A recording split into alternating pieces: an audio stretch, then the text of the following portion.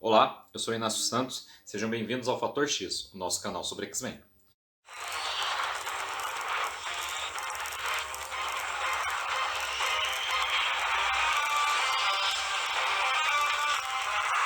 E hoje nós vamos falar dos Morlocks.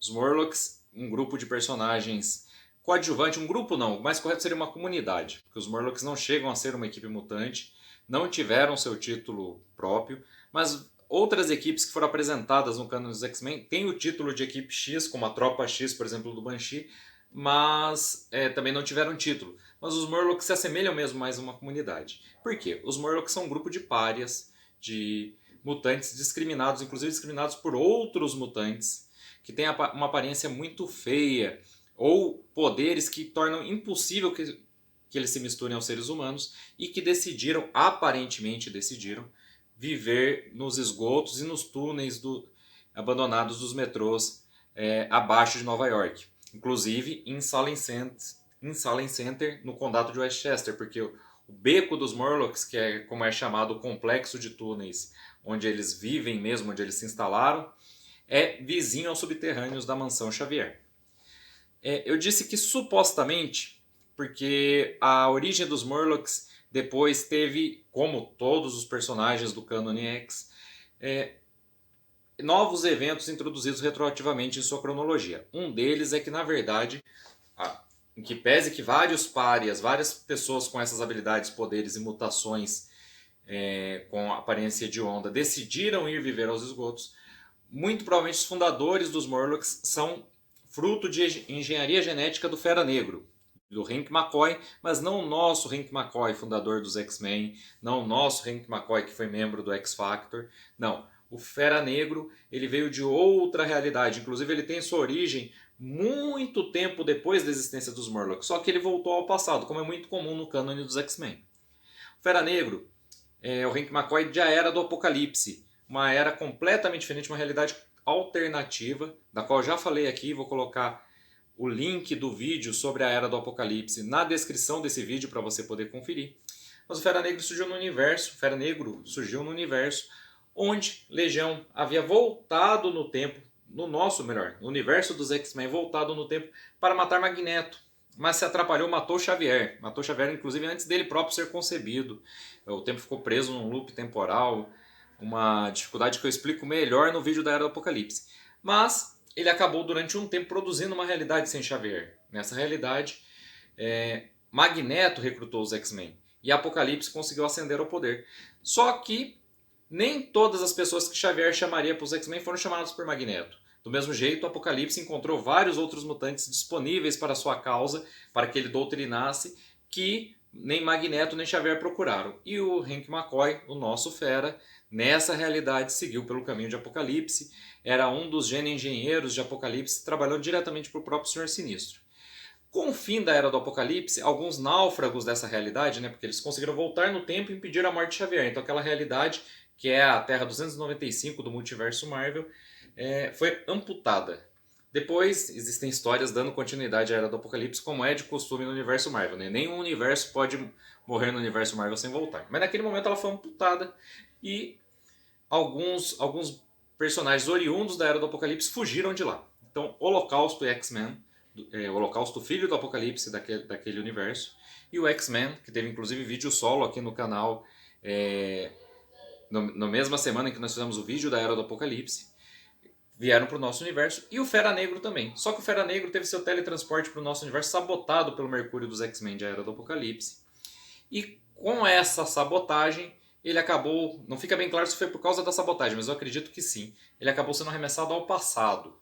Magneto, inclusive, durante sua curta estadia no título Novo Excalibur, sugere que o Fera Negro tenha sido um cientista que fazia experimentos no campo de concentração de Auschwitz, onde Magneto, inclusive, foi capturado, foi mantido preso durante a Segunda Guerra Mundial. Ele reconhece as músicas que o Fera Negro ouve e fala daquele homem terrível que fazia experimentos com outros dos internos, mas que não chegou a tocar em Magneto.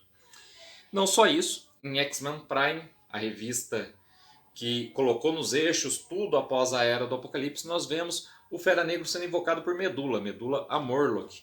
E através de um ritual antigo, de sabedoria antiga guardada pelos Murlocs, inclusive uma sabedoria, pelo visto, ignorada por Calisto, provavelmente com muito motivo, mas ele atende ao chamado e diz: eu sou o criador dos Murlocs. E nós vemos um Fera Negra muito mais velho do que o Fera Negro que partiu da Era do Apocalipse. Então, deduzimos que ele foi arremessado ao passado, fez seus experimentos e parte do produto da reserva genética que ele criou são os Murlocs que nós conhecemos. Outra parte, porque alguns dos personagens que vivem entre os Murlocs, nós sabemos um pouco de suas origens, sabemos que eles tiveram vida na superfície e decidiram viver para lá. Mas provavelmente os membros fundadores são fruto da engenharia genética do Fera Negro. Provavelmente considerados inclusive refúgio do trabalho do Fera Negro. Não que ele não tenha lá sua utilidade para eles. Para eles, na verdade. Bom, seguindo. Os primeiros Murlocs a serem nos apresentados depois dessa origem são o grupo liderado por Calisto e mais proximamente por ela. Na verdade, Calisto lidera todos os Murlocs, mas nós vamos conhecer num golpe só Calisto, Talho, Anali, Caliban e Mask. E mais alguns outros personagens, é claro. Esses personagens vão abduzir o anjo, o Warren Washington III, para que ele se case à força com Calisto, pois ela diz que é a imperatriz do submundo e das criaturas feias e hediondas, que são os Murlocs, né, que é do jeito que eles inclusive se autodenominam, e que nada mais justo que seja o mais belo do mundo superior, do mundo superior que eu digo, acima deles, porque eles viviam nos esgotos, tá, pessoal? Para desposá-la. Então eles capturam o Warren Washington, o que vai gerar o resgate dos X-Men, né? O Warren não estava mais com os X-Men nessa época, mas os X-Men foram informados do sequestro de Warren e descem aos esgotos procurá-lo e vão se enfrentar com os Murlocs. Mas a principal diferença dos Murlocs para outros adversários que os X-Men já tiveram, não se trata de um grupo, se trata de uma comunidade. Eles vivem nos esgotos em grande número e numa situação que nada agradou os X-Men, não por eles aparentemente serem vilões, mas porque ninguém deveria viver daquela maneira. Os X-Men, então, além de ter a desvantagem de facilmente ser superado em número pelos Murlocs, tem que não querem feri-los. E Noturno vai desafiar Calisto para uma luta pela liderança. Por quê? Porque ele não quer que as duas equipes se confrontem, ele não quer que as duas equipes se enfrentem e que haja feridos, principalmente do lado dos Murlocs, porque eles veem que eles já perderam muito e que eles não são vilões, eles estão confusos e Calisto os está liderando mal. Então ele desafia Calisto pela liderança. Mas Tempestade, como líder da equipe, assume a responsabilidade por essa disputa. Aqui fazer um pequeno parênteses. A Tempestade, desde que havia entrado para os X-Men, estava se questionando se o caminho que ela estava seguindo ao lado do Professor Xavier em algum momento levaria ela à terrível decisão de ter que tomar uma vida. Tempestade, em edições anteriores, chega a se ressentir de destruir um sentinela porque ele dá um grito, a máquina, o robô sentinela dá um grito e ela tem a impressão de que aquele robô tinha consciência, pois tinha medo de morrer. Ela fala, o que eu fiz? Mas, movida pelo sentimento de libertar o Warren, de libertar os X-Men que estão em menor número, e por isso assumir a liderança dos Murlocs, mas também de libertar os Murlocs, né, de Calisto, da própria Calisto, de seus escrúpulos equivocados, ela não só aceita o desafio, como está disposta a matar Calisto. E chega a dar um golpe semi-fatal, que poderia ser fatal se Calisto não fosse tratada rapidamente, o que é feito. Então, Tempestade assume a liderança dos Murlocs e diz que eles devem retornar à superfície, o que eles não aceitam. E aí, Tempestade dá uma pisada na bola. Fala, não, então, vocês não querem vir conosco ao Instituto Xavier, vocês querem viver aqui, Calisto é sua líder interina até lá. Mas eu sou a líder dos Murlocs, ela me representa. Isso vai dar muito problema. Primeiro porque Calisto não chega a ser uma má pessoa, mas como eu disse, já tinha valores diferenciados, não tinha muita noção de certo e errado. Então os Murlocs vão aparecer como vilões mais algumas vezes por conta disso. Só uma coisa, né? Falei dos membros originais dos Murlocs, os membros que não são apresentados nessa primeira história em Uncanny X-Men 169. Um deles é o curandeiro, que inclusive trata Calisto. Outro muito importante, o Caliban, também vai fazer sua excursão à superfície e também vai fazer o seu sequestro. Caliban vai capturar e tentar se casar com Lince Negra. Não vai dar certo, não vai ter um confronto, mas vai ser mais ou menos como foi o desfecho da luta contra Calisto. Caliban vai ser demovido e Caliban e Lince Negra vão ficar amigos, inclusive. O que vai ser muito bom, porque Caliban é só um mutante incompreendido e um tanto quanto inocente. Caliban também é um dos personagens que vai entrar de vez para o cânone dos X-Men, chegando a fazer parte do X-Factor, chegando depois a fazer parte da X-Force de Wolverine, se tornando o Cavaleiro da Morte, se tornando o Cavaleiro da Peste. Então os Morlocks trouxeram personagens riquíssimos para o cânone dos X-Men. Caliban, então, segue como aliado dos X-Men a partir disso. E os Morlocks vão ficar sem causar durante algum tempo, até que uma guerra chega até eles. E agora uma guerra que nos está melhor explicada. Porque uma vez que nós sabemos que eles são fruto da engenharia genética do Fera Negro, isso se explica melhor. O que aconteceu? Aconteceu um massacre de mutantes. O Senhor Sinistro, adversário do Fera Negro, mas também um desses elementos introduzidos retroativamente na cronologia. Naquele momento nós sabemos do engenheiro genético, gene engenheiro Senhor Sinistro, e de seus experimentos naquilo que ele considera a superioridade da espécie mutante, querendo aniquilar os Morlocks. Hoje sabemos ele tem uma guerra velada contra o Fera Negro, que ao voltar no tempo vindo da Era do Apocalipse e começar a fazer ele próprio sua gene engenharia, os dois entram em confronto. Então, o Senhor Sinistro vai reunir um grupo de assassinos. Ele vai pagar alguém para reunir um grupo. Ele não vai pagar com dinheiro, vai fazer uma barganha em troca de um problema que essa pessoa precisa resolver. O problema é seu DNA. Então ele vai pegar Remy LeBeau, isso mesmo, o Gambit, e encarregá-lo de reunir um grupo de mercenários que possa executar uma tarefa para ele. Ele não vai deixar claro o que esses mercenários devem fazer. Remy LeBeau então vai reunir a primeira formação dos Carrascos, que vai contar com Dentes de Sabre, Vertigem, que inclusive nem é mutante, dos Metamorfos da Terra Selvagem, um dos primitivos da Terra Selvagem, evoluídos por Magneto numa máquina muito parecida com aquela que a gente vê em X-Men, o filme, o X-Men de 2000, que fez 20 anos agora. Bom, vários outros personagens, Maré Selvagem e a Polaris também, mas a Polaris dominada pela Maligna, que é uma consciência avulsa, que nós não sabemos se foi criada por Sinistro em seus experimentos genéticos ou se é uma aliada dele. E, como eu disse, vários outros personagens, o Caçador de Escalpos, Arrasa Quarteirão, Arco Voltaico. E esse grupo de assassinos ele vai enviar contra os Morlocks em seu beco para chaciná-los. Os X-Men vão tomar ciência, e outro dos vídeos cujo link vai estar aqui na descrição é o do resumo dessa história Massacre de Mutantes. O X-Factor também vai tomar ciência, e esses dois grupos vão impedir um massacre maior dos Morlocks, mas muitos Morlocks, muitas vidas de Morlocks vão ser perdidas naquele dia pela ação do Senhor Sinistro e dos Carrascos reunidos por Remy LeBeau. Remy LeBeau depois vai saber o que fez. Ele não sabia, ele reuniu um grupo de mercenários, mas ele imaginava que o Senhor Sinistro, ele é da Liga de Ladrões, não tem tantos escrúpulos assim, mas ele não imaginava que o alvo daquele ataque seria um grupo de pessoas inocentes que vivem em situação tão carente abaixo dos esgotos. Então o Remy LeBeau, apesar de nós não vermos isso em Massacre de Mutantes, ele se dirige para os esgotos e tenta salvar o maior número de Morlocks que possa. Ele vai conseguir salvar uma criança, Sarah, a menina que no futuro se tornará Medula. Ele consegue salvá-la do massacre de mutantes, é a única vida que ele consegue poupar. Nós vamos ter referências a esse passado de Gambit várias vezes, e uma delas feita pelo Dentes de Sabre ao vê-lo durante as histórias do segundo volume da revista X-Men, lançado em 1990.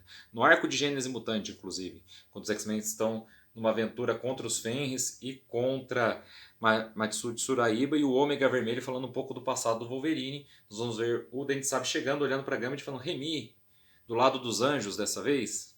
Então é uma referência a esse momento que foi introduzido posteriormente na cronologia dos X-Men, explicando inclusive o que o Dente de Sabre disse naquele dia. Dos Morlocks que nós conhecemos, os sobreviventes vão se dividir em 2 grupos após o massacre. Um grupo que ficará com os X-Men e que estará muito ferido, e por isso seus membros vão ser enviados à Ilha Muir, junto com o Noturno, que também está muito ferido, junto com Lince Negra e Colossus, mas Colossus vai voltar um pouco depois. E um outro grupo que vai ser resgatado pelo X-Factor e vai permanecer no complexo do X-Factor até decidir que não consegue mais viver lá. Então, Calisto, o Curandeiro, Talho vão sobreviver sendo amparados pelos X-Men e vão parar na Ilha Muir. Mask, Caliban vão ficar com o X-Factor. Skids também, que inclusive foi a mutante que fez com que o X-Factor se envolvesse em Massacre de Mutantes, porque ela ficou muito próxima de Rusty Collins. Skids não tem a aparência dos demais Morlocks, ela decidiu aderir ao estilo de vida deles, porque ela tem um campo de força deslizante, é impossível tocar a mulher, e ela fala, não dá para viver em sociedade, foi viver com os Morlocks. Bom, e alguns outros desses personagens vão sobreviver, mas vão ficar sem serviços por muito tempo. Outros de menor importância vão estar em um ou outro desses 2 grupos, mas nós não vamos vê-los com frequência, né? E os Morlocks aparentemente vão acabar.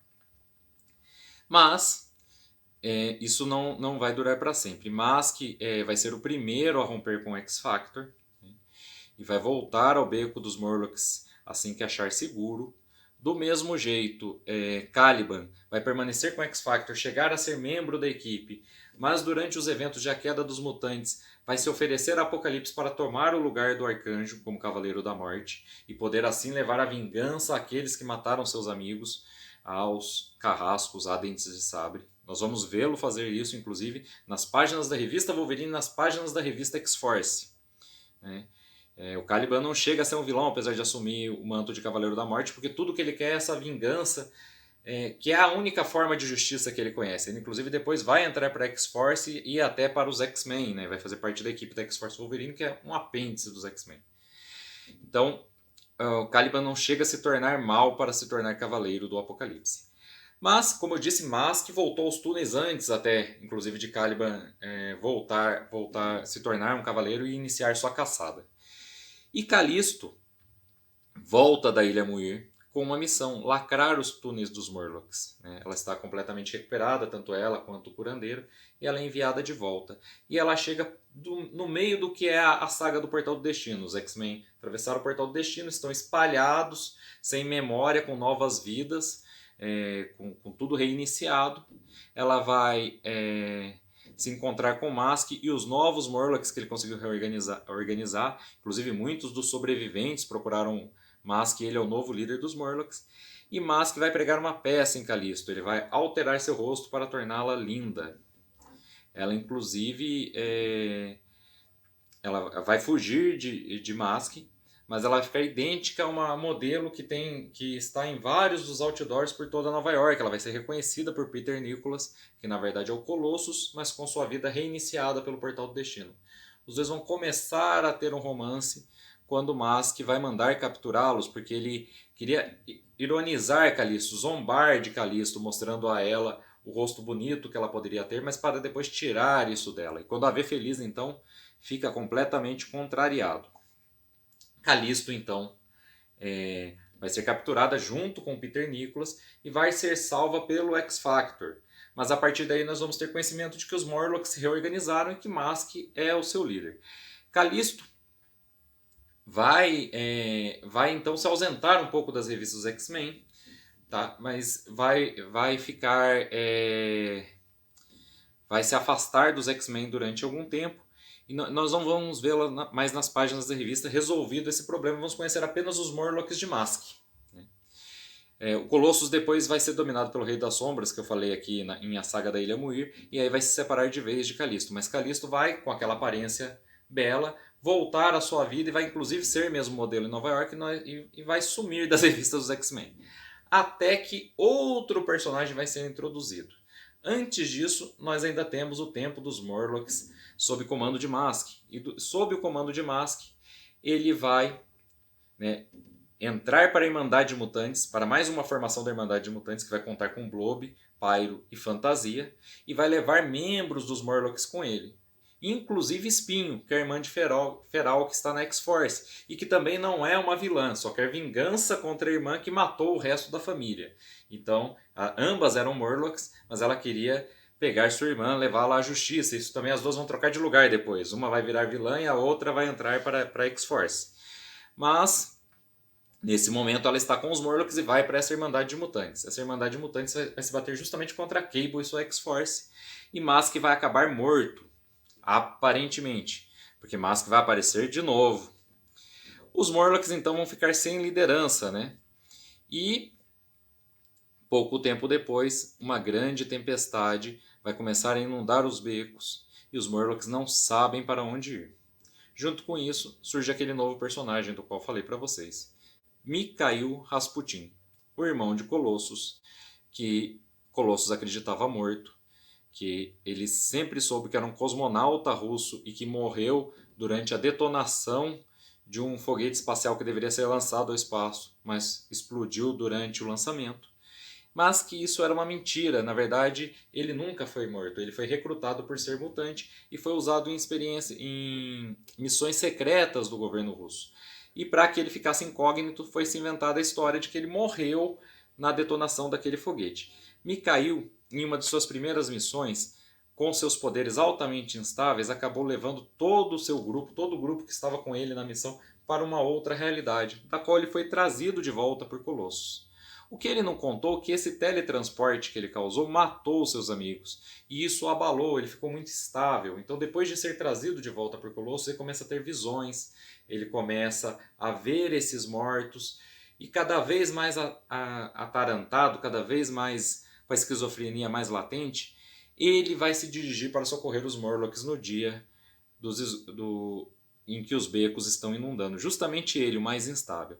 E o curandeiro, né, que tinha ido para a Ilha Muir, vendo os Morlocks no estado que estão, vendo os Morlocks sem liderança com a suposta morte de Mask e com Calisto levando sua vida na superfície, o curandeiro vai gastar o resto de suas energias, vai morrer para trazer Calisto, para meio que curar o que Mask fez a Calisto. Então ele vai trazer ela de volta à sua aparência original e vai morrer pedindo que ela volte aos esgotos e salve os Morlocks.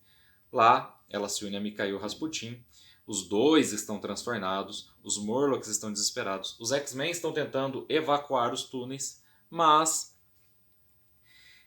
o que Mikhail diz é que eles são todos monstros e que merecem morrer. Dá a entender naquele momento que o que está acontecendo é um suicídio coletivo, mas novamente Mikhail vai, na hora que a água subir completamente, usar seus poderes, romper as barreiras e ir parar novamente em uma outra realidade com todos os Morlocks. Essa realidade, onde o tempo passa diferente, vai fazer com que várias gerações passem, enquanto aqui na Terra apenas alguns meses se passaram. Mikhail, cada vez mais louco, vai fazer até Calisto voltar a si, porque ele vai se colocar como um deus sobre os Morlocks, vai exigir muito deles, vai criar um mundo brutal e bestial, onde eles têm que lutar pela sobrevivência, e ele vai criar uma segunda, terceira geração de Morlocks muito embrutecida, da qual até Calisto tem medo.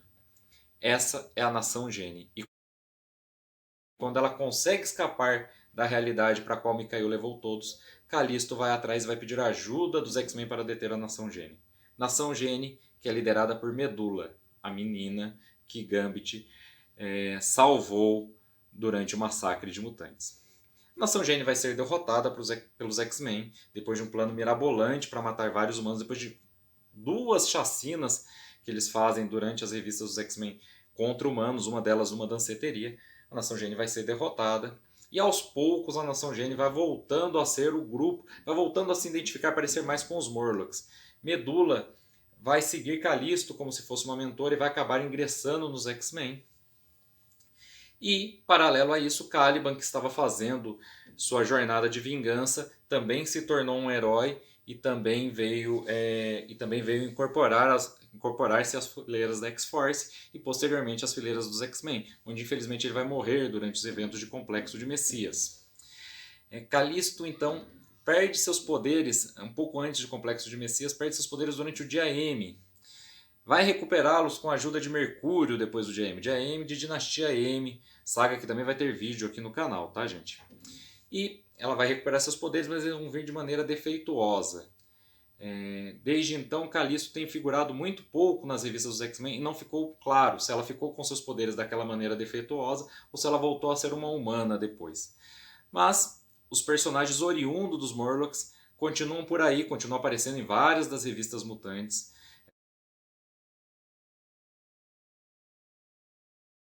A própria Medula, Caliban, Callisto. Talho chegou a fazer parte de uma formação dos X-Men da Ilha Muir durante a saga do Portal do Destino.